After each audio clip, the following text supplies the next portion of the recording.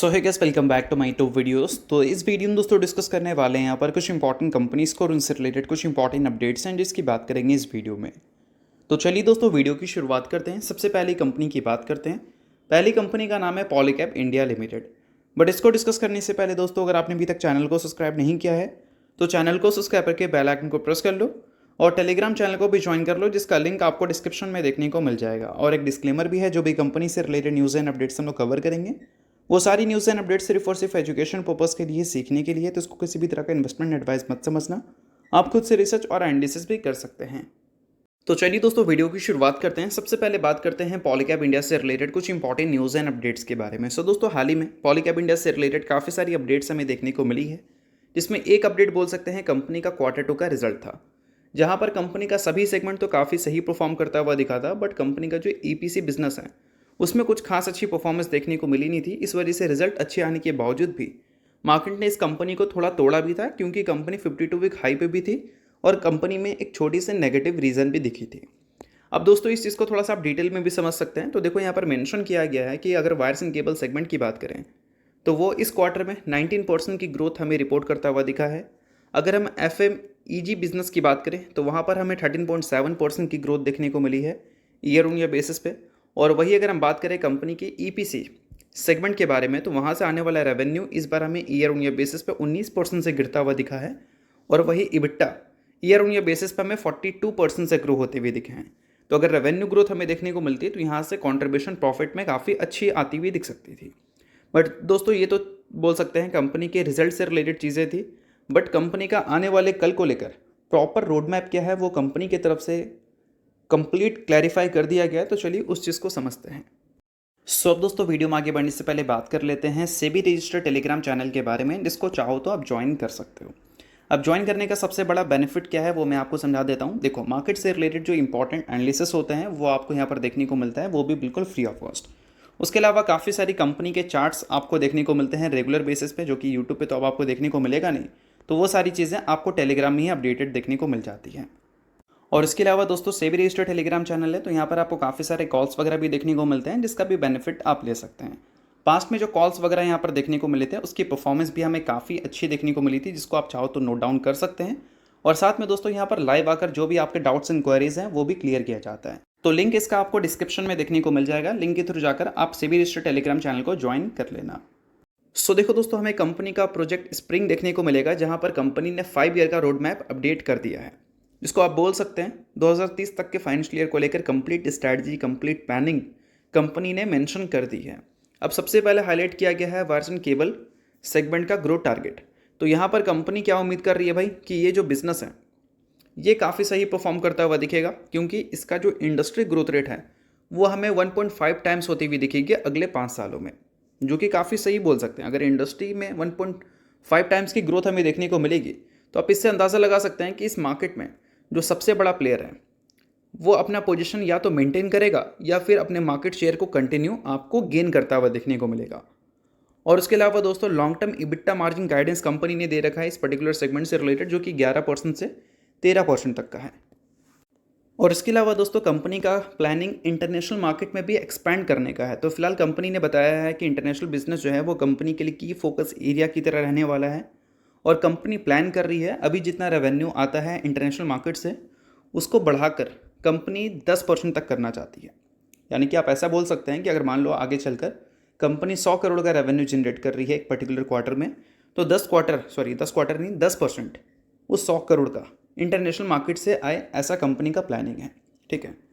अब इसके अलावा दोस्तों, एक और सेगमेंट है जो कि काफ़ी अट्रैक्टिव है, और वो है FMEG ग्रोथ एम्बिशन, या फिर बोल सकते हैं FMEG सेगमेंट जिसको लेकर कंपनी का ग्रोथ एम्बिशन है, ऐसा हम बोल सकते हैं। क्योंकि कंपनी यहाँ पर टारगेट कर रही है रेवेन्यू ग्रोथ लगभग 1.5 से 2 गुना का इस इंडस्ट्रीज़ के ग्रोथ को देखते हुए।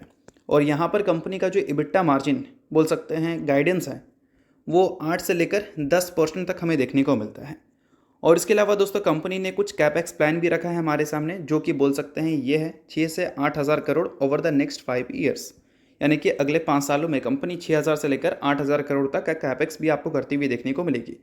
तो ये सारी चीज़ें आप नोट कर सकते हैं, काफ़ी इंपॉर्टेंट थी बिजनेस से रिलेटेड, और ये सारी चीज़ें पॉलीकैब इंडिया ने खुद अपडेट किया है, इस वजह से मैंने आपको शेयर किया। अब इसके अलावा दोस्तों बात करते हैं अगली कंपनी के बारे में। सो अगली कंपनी का नाम है CDSL यानी कि central depository services India limited. But CDSL को डिस्कस करने से पहले दोस्तों, अगर आपने अभी तक सेबी रजिस्टर्ड टेलीग्राम चैनल को ज्वाइन नहीं किया है तो उसका लिंक आपको डिस्क्रिप्शन में दिख जाएगा। लिंक के थ्रू जाकर चैनल को ज्वाइन कर सकते हैं। सेबी रजिस्टर्ड टेलीग्राम चैनल है तो काफ़ी कुछ आपको यहाँ पर मिलता है, लाइक न्यूज़ एंड अपडेट्स हो गए, इंडस्ट्री से रिलेटेड हो गया, कंपनी से रिलेटेड। काफ़ी सारी कंपनी के जो रिजल्ट अभी डे बाई डे आपको देखने को मिल रहे हैं, उसके रिपोर्ट्स आपको देखने को मिल जाते हैं, उसके आउटकम्स आपको देखने को मिल जाते हैं। और सेबी रजिस्टर्ड टेलीग्राम चैनल है तो इनके कॉल्स वगैरह भी दिखते हैं, जिसको भी चाहो तो आप चेकआउट कर सकते हो।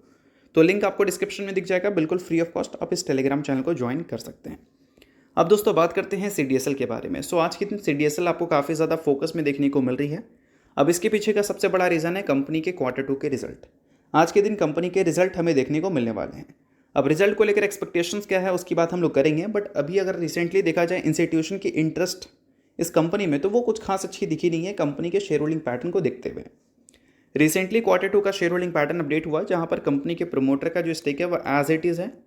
बट अगर हम बात करें FIS की, तो 12.9% की स्टेक वो पिछले क्वार्टर में ओन करती थी, जो कि अभी घटकर 11.5% हो चुका है। और जनरली FIS जो है वो ग्रोथ कंपनी में इन्वेस्टमेंट करना प्रीफर करती है। और रिसेंटली कंपनी की जो अर्निंग्स हैं वो ग्रोथ तो बिल्कुल भी रिपोर्ट नहीं कर पा रहे हैं। अब DIS की बात करें तो पहले 15.4% था, लास्ट क्वार्टर में 14.2% हुआ और अभी 14.18% हो चुका है। और इसी पीरियड में अगर हम बात करें पब्लिक के बारे में, तो पब्लिक का स्टेक हमें बढ़ता हुआ दिखा है। अभी के टाइम पे 59.28% पब्लिक का स्टेक इस कंपनी में हो चुका है। अब देखो दोस्तों, CDSL की बात करें तो ये कंपनी काम करती है कैपिटल मार्केट में। उसके अलावा भी कंपनी का बिजनेस है, बट मेन जो रेवेन्यू कंपनी का आता है वो कैपिटल मार्केट से आता है। बट सबसे इंपॉर्टेंट चीज़, कैपिटल मार्केट में काफ़ी सारी कंपनी काम करती है, बट सबका रेवेन्यू सोर्स एक नहीं होता, अलग अलग होता है। अब BSE की बात करें, एंजल वन की बात करें, तो उनका FNO सेगमेंट से बहुत ज़्यादा रेवेन्यू आता है, इक्विटी डेरिवेटिव से।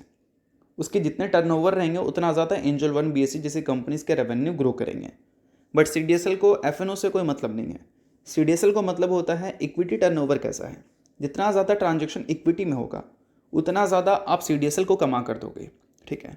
और अगर हम बात करें इस Q2 के इक्विटी टर्नओवर के बारे में, तो BSE का अगर आप देखोगे तो पिछले क्वार्टर के कंपैरिजन में इस क्वार्टर में थोड़ा बेटर देखने को मिला था, और सेम हम उम्मीद कर सकते हैं NSE में भी। तो इसका मतलब यही है कि Q1 के कंपैरिजन में Q2 के जो नंबर्स हैं वो बेटर हो सकते हैं। तो Q1 में 259 करोड़ का रेवेन्यू रिपोर्ट किया था कंपनी ने। इस बार मार्केट ने उम्मीद किया है 300 करोड़ इस कंपनी के रेवेन्यू से, जो कि ईयर ऑन ईयर बेसिस पर अगर देखोगे तो 322 करोड़ से देखा जाए तो कम ही है। बट हो सकता है कि अगले क्वार्टर में company year on year basis पे भी अच्छी ग्रोथ रिपोर्ट कर दे, सिर्फ Q1Q बेसिस पे ही नहीं, ईयर ऑन ईयर बेसिस पे भी, ठीक है। अगर हम बात करें प्रॉफिट की, तो पिछले साल 162 करोड़ का प्रॉफिट था और पिछले क्वार्टर में था 102 करोड़। इस बार मार्केट उम्मीद कर रही है 130-131 करोड़ का प्रॉफिट, जो कि Q1Q बेसिस पे तो अच्छा ग्रोथ दिखाएगा डबल डिजिट का, but year on year basis पे अभी भी डिग्रोथ हमें देखने को मिल सकती है। और हो सकता है कि इस बार ही आपको ईयर ऑन ईयर बेसिस पे डिग्रोथ देखने को मिले, हो सकता है अगले क्वार्टर में आपको देखने को ना मिले। अगर सिचुएशन ऐसी ही रही जैसे अभी हमें चलती हुई दिख रही है, तो उस केस में थोड़ी रिकवरी आ सकती है CDSL के नंबर्स में भी, और बेस्ट नंबर कंपनी अगले क्वार्टर में रिपोर्ट कर सकती है। बट आज के दिन जैसे कंपनी का रिजल्ट आएगा उसका वीडियो मैं आपको दे दूंगा। अब बात करते हैं अगली कंपनी के बारे में, तो नाम है दोस्तों HDFC AMC। सो दोस्तों, रिसेंटली कंपनी ने Q2 के अर्निंग्स को रिपोर्ट किया था, जहां पर कंपनी के प्रॉफिट 24% से हमें ग्रो करते हुए देखने को मिले थे। बट उसके साथ कंपनी ने 1:1 की रेशियो में बोनस की भी अनाउंसमेंट की थी। सो अगर आप HDFC AMC के शेयर होल्डर हैं तो आप इस चीज़ को नोट कर सकते हैं। बाकी शेयर होल्डर नहीं है आप इग्नोर कर सकते हैं, न्यूज़ थी इस वजह से मैंने बता दिया। बाकी ये किसी भी तरह का रिकमेंडेशन नहीं है। तो चलिए अब बात करते हैं अगली कंपनी के बारे में, तो नाम है दोस्तों डिक्सन टेक्नोलॉजीज लिमिटेड। सो अगर हम डिक्सन टेक्नोलॉजीज की बात करें तो रिसेंट टाइम्स में डिक्सन टेक्नोलॉजी की परफॉर्मेंस थोड़ी वीक रही है। 19% की गिरावट दिख जाएगी आपको 52 वीक हाई से। और इसी पीरियड में इस कंपनी का जो वैल्यूएशन 120 पे हमें देखने को मिलता था, वो अभी के टाइम पे देखोगे तो इस 80 से भी नीचे जा चुका है, इनफैक्ट 70 के आसपास है। और इसके पिछले 5 साल का जो मीडियन पी है वो 127 का है, बट अभी रिसेंट पी जो है वो 70 का है, सॉरी। मतलब पिछले 5 साल के मीडियन पी से भी ये कंपनी का करंट पी नीचे है। अब इसका बेसिकली बोल सकते हैं 2 बड़ा रीज़न है। सबसे पहला, रिसेंटली जो कंपनी ने अर्निंग से रिपोर्ट किया था वहाँ पर रेवेन्यू ग्रोथ 28% की कंपनी ने रिपोर्ट की थी, जो कि हो सकता है मार्केट को उतना ज़्यादा सूट नहीं किया। और बट इस क्वार्टर में जो रेवेन्यू रिपोर्ट हुआ वो 28% का ज़रूर हुआ, बट अगर हम बात करें कंपनी के नेट प्रॉफिट के बारे में तो 746 करोड़ का नेट प्रॉफिट कंपनी ने दिखाया है। EPS अगर देखोगे तो 110 का है। तो जब भी EPS बढ़ता है तो वैल्यूएशन टूट जाता है, और बोल सकते हैं ये एक सबसे बड़ा रीज़न हो सकता है। सीधा 110 का EPS कंपनी के वैल्यूएशन को नीचे ले गया है। और यही ईपीएस काफ़ी ख़राब रिपोर्ट होता तो कंपनी का वैल्यूएशन जो है ऊपर जाता, इसको मार्केट तोड़कर नीचे लाती। और अभी क्या है कि ईपीएस बहुत ज़्यादा बड़ा रिपोर्ट हो चुका है, इस वजह से कंपनी का वैल्यूएशंस आपको थोड़ी नीचे जाती हुई दिखी है। तो इस चीज़ को आप थोड़ा रिसर्च कर सकते हैं। बाकी आगे चलकर कंपनी के नंबर्स हमें कैसे देखने को मिलेंगे, उन सारी चीज़ों को भी आप चाहो तो थोड़ा सा ट्रैक कर सकते हो, क्योंकि अभी लॉट्स ऑफ अनसर्टिनिटी बोल सकते हैं इंडिया और चाइना की जो सप्लाई चेन है उसमें देखने को मिल सकती है। ऐसे रिपोर्ट्स हमें दिख रहे थे, बट अभी रिसेंटली जो रिलेशन बेटर हुए हैं उससे थोड़ी जो सप्लाई चेन डिस्टर्बेंस में अनसर्टिनिटी थी वो थोड़ी सी क्लियर हो चुकी है। बट अभी भी अगर हम एफआईएस के इंटरेस्ट की बात करें तो वो कुछ खास अच्छी इस कंपनी में दिखी नहीं है, बट डीआईएस अभी भी पोजीशंस अपने स्ट्रांग ही करते हुए नजर आए हैं इस कंपनी में। बाकी आगे चलकर इस कंपनी को लेकर एक डिटेल वीडियो भी आपको मिल जाएगा। अभी के टाइम पे जो जो इंपॉर्टेंट चीज़ें थी वो मैंने आपके साथ शेयर कर दिया। तो होप करता हूँ दोस्तों ये वीडियो आपको अच्छा लगा होगा, और लाइक कीजिए, पहली बार सब्सक्राइब कीजिए। वीडियो के लिए बहुत बहुत शुक्रिया।